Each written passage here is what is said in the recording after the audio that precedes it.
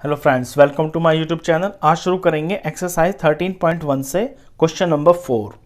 A cubical block of side 7 centimetre is surmounted by a hemisphere. Question में कह रहा है कि कोई क्यूबिकल ब्लॉक है इस तरह से, और इस क्यूबिकल ब्लॉक के ऊपर एक हेमिस्फेयर टिका हुआ है। इस तरह से ये हेमिस्फेयर टिका हुआ है। What is the greatest diameter of the hemisphere can have? तो ये जो हेमिस्फेयर टिका हुआ है ना, इसका ग्रेटेस्ट डायमीटर कितना पॉसिबल हो सकता है। नंबर 1 तो ये बात पूछी कि ग्रेटेस्ट डायमीटर कितना हो सकता है। नंबर 2 पूछा है find the surface area of the solid. फिर इस सॉलिड का आपको सरफेस एरिया भी निकालना है। अब देखिए, सबसे पहले बात होती है कि ग्रेटेस्ट डायमीटर कितना पॉसिबल हो सकता है। अगर आप क्यूब को सामने से देखेंगे और इसके ऊपर हेमिस्फेयर को टिका हुआ देखेंगे तो ये सामने से आपको इस तरह से दिखाई देगा। और आप अगर टॉप से देखेंगे तो टॉप से ये इस तरह से दिखाई देगा। ये टॉप व्यू है, ये गोल गोल गोल गोल ये गुंबद बन गया, ये हेमिस्फेयर, ये वाला पार्ट। तो हेमिस्फेयर का मैक्सिमम डायमीटर हो सकता है, उतना हो सकता है जितना कि इस क्यूब की साइड है। इससे ज़्यादा तो नहीं हो सकता। अगर इससे ज़्यादा होगा तो ये बाहर निकल जाएगा, और इससे कम होगा तो ये अंदर रह जाएगा। फॉर एग्जांपल, जैसे कि हम इसके ऊपर हेमिस्फेयर को ऐसे भी टेक सकते हैं और छोटा हेमिस्फेयर भी बना सकते हैं। तो मैक्सिमम हेमिस्फेयर कितना बड़ा, यानी कि कितने डायमीटर का हम बना सकते हैं, तो वो आंसर होगा क्यूब के साइड के बराबर। तो पहला आंसर तो अपना ये लिख लेते हैं, मैक्सिमम, ये greatest diameter of the hemisphere can have. तो बुक की लैंग्वेज में लिख लेते हैं, ग्रेटेस्ट डायमीटर द हेमिस्फेयर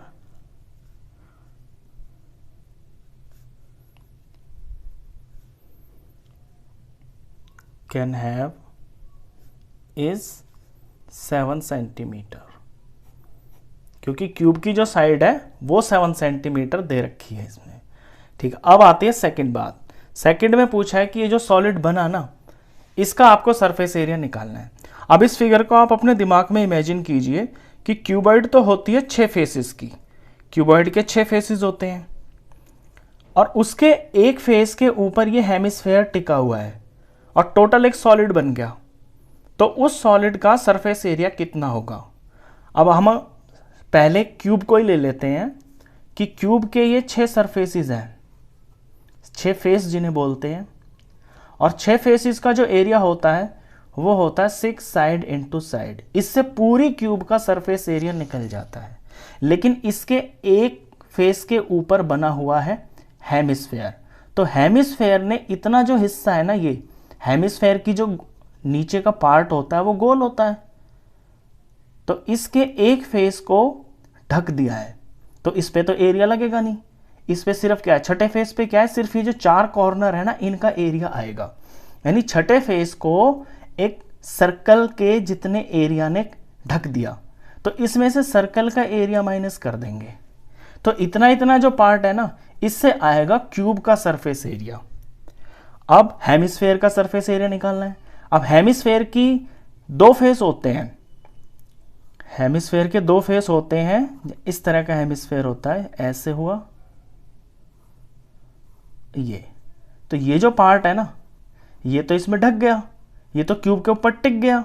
तो सिर्फ इसके कर्व सरफेस एरिया का फॉर्मूला लगाया जाएगा, क्योंकि नीचे वाला जो फेस है ना वो तो इसके ऊपर टिक गया। तो ये जो गोल पार्ट है ना, इसका एरिया लगेगा नहीं। तो इसके अंदर प्लस हो जाएगा curve surface area of hemisphere, जो कि होता है 2πr²। तो ये नंबर 1 और ये नंबर 2, इन दो को प्लस करते ही आपका आंसर आ जाएगा। तो पहले से लैंग्वेज में लिख लेते हैं, surface area of solid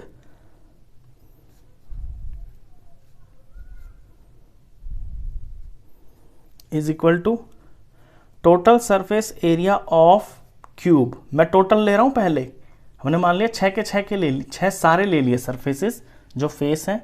total surface area of cube minus area of circle ये सर्कल माइनस कर दिया, प्लस CSA यानी curved surface area of hemisphere. H sphere मतलब हेमिस्फेयर। कैसे बनी ये चीज़ है ये आप समझ गए। इन दो चीज़ों से यानी total surface area of cube में से सर्कल माइनस करने से क्यूबिकल पार्ट का सरफेस एरिया पता चल जाएगा, और हेमिस्फेयर का सिर्फ कर्व्ड सरफेस एरिया लगेगा क्योंकि पैंद तो इसके ऊपर टिकी है। चलिए इसके फॉर्मूले लिखते हैं। पहले तो total surface area of cube का फॉर्मूला हो जाएगा 6 into side minus area of circle.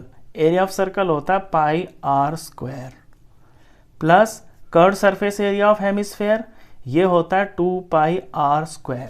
यहां मैंने दोनों जगह पे r सेम लिया है यानी कि छोटा r लिया है, क्योंकि जो सर्कल है ना वो इस हेमिस्फेयर से ही तो बना है, तो सर्कल का रेडियस और हेमिस्फेयर का रेडियस दोनों सेम है। फर्दर इसे सॉल्व करते हैं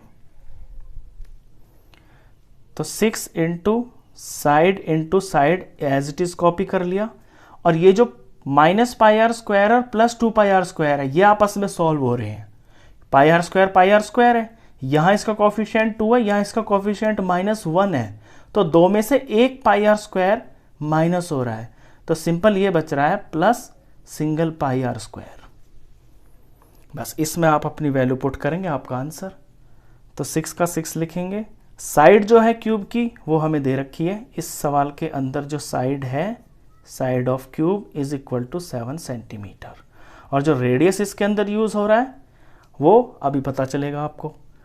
6 साइड 7 इंटू 7 प्लस पाई की जगह 22/7 लेना है। अब बात आती है रेडियस पे। अब देखिए रेडियस कितना हो जाएगा, ये क्यूब का टॉप है, ये सर्कल है, और ये है इसका डायमीटर, तो मैक्सिमम डायमीटर तो जो है वो 7 है, तो इसका रेडियस कितना बन जाएगा 7/½ यानी 7/2। 7 डायमीटर है ना, तो रेडियस 7/2 हो जाएगा। अब इसे सॉल्व करते हैं। 6 7 जार 42, 42 को 7 से मल्टीप्लाई करेंगे तो 294 आ गया। इधर 7 से 7 कट गया, 1 2 1 जार और ये 11 आ गया, 11 7 जार 77 और ये नीचे 2 आ गया।